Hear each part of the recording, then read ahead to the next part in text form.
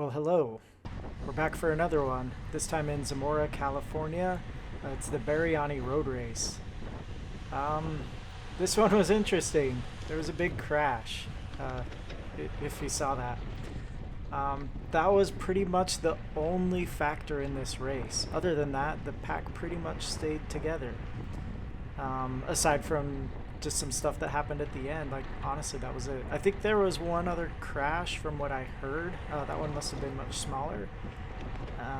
But honestly, like this was a pretty relaxed race. The first lap was pretty hard, but laps 2 and 3, like it was nothing. I felt like it was like a joyride, like just a big group ride for a majority of the time. I was fully expecting some attacks right here. There was a big long crosswind section, but it just didn't happen. And I was honestly frustrated for most of the race. As you can see, it was pretty packed. There was never any like stringing out. You just couldn't really make your way to the front that easily because of all the people, despite trying the entire race. I slowed it down right here, back to normal speed because I wanted to show you this guy in red. So I noticed that he was riding in between these wheels and actually called him out. I'll turn up the audio right now. Go get him! Oh, careful, man! Hey, back up! Yeah, so this was about 5 minutes before the crash. And I've been replaying this. Like, he's going pretty squirrely. He's getting right up by their wheels. I kind of think he was really tired and trying to conserve, but also stay at the front because he wanted to win, obviously. That's my analysis. I'd really like to kind of see his side of things, like what was going on for him. Yeah, because it was it wasn't a position that I wanted to be in myself. Like when I saw him, I just kind of called him out myself as somebody maybe to stay away from this race, and that's kind of why you see me falling back a little bit. I would have loved to be in front of him, but like I said, like the whole race I was trying to get in front, and it just wasn't happening for me. So I just fall back a little bit. Aside that person, 2 people in front of me, I have some great footage of him this race. You'll have to stay around till the end, till after the race. I have a little bit of bonus footage. This number 589 there on the left. His name's Vince. Yeah, so I really included this footage here because I feel like this also contributed to the crash. As you can see, or at least my analysis was, he was tired, and most of this end of this race was quiet. This part, there was like the pace picked up, obviously, and I feel like that was also a contributor, right? He's already tired. He's even more tired now. So it picked up for a second. Now it's cooled back down. Now it bunches up. I also want to call out just having it bunched up like that. I feel like a fast race is a safer race because you're typically single file, but since we were bunched up most of the race, I think it was just like a matter of time before something happened. So we finally went single file, and I thought it was my turn. Nobody was attacking really this race, so I wanted to put in a little dig right here and see if I could get away, hopefully with somebody else. They ended up catching back up.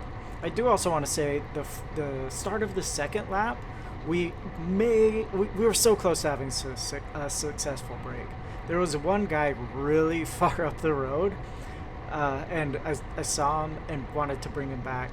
Sorry, not bring him back. Like I wanted to bridge up to him, and so put in a good dig.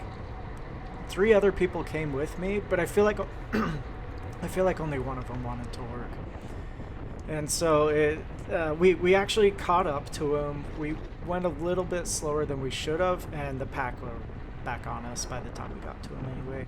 But I feel like if everybody were committed to that one and just went all in, it probably could have stuck. At least that's what I'd like to think. All right. Here it is.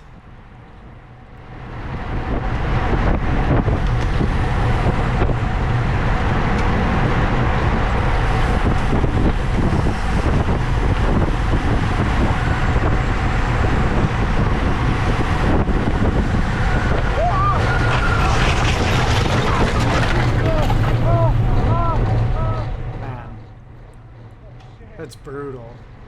Ended up taking out like half the field. I know we only saw one other person go down. From the Strava description, it sounded like that guy in the orange broke his collarbone. So really bad fall. A lot of people, I think a lot of them fell and got back up and were able to finish, but a lot of them weren't able to finish. That's not the way I wanted to end a race, and that's not the way I wanted a selection to be made on who finishes in the top places. But you know, it happened. It is what it is. You know, as an aside, I don't know what like the good etiquette is. Do you ride slow so that the people that were caught up in the crash can catch back on? Can you just go off hard and leave them all behind and not let them get back on? Like, I don't know the etiquette there. I think we were all just signing up talking anyway. So, yeah, Vince, this guy on the left, toot number 589, look at his chain. See something wrong there? It's like totally hanging out. I don't even know when he's pedaling, if it's doing anything. But at the same time, I don't know how he's staying up with us. So fast forward a little bit more, and he puts his arm out. He's like, yeah, his chain came off. He's done, which sucks because this is the last corner. And my great turn here, right into the gravel. Yeah, I don't know what happened. I was talking to the guy next to me. I saw the cones and thought that I had out until where the cones were leading. I think it's mostly just the end of the race. Like, I was chatty because, like I say, nothing was really happening. I had a whole bunch of caffeine in my system, and I don't know. I just spaced it. So yeah, there's that. And so I just kind of pedal in. Let Francois up there beat me. That's okay. He deserves it. As I understand, he let out his friend. And so here's the bonus. Oh, you made it out!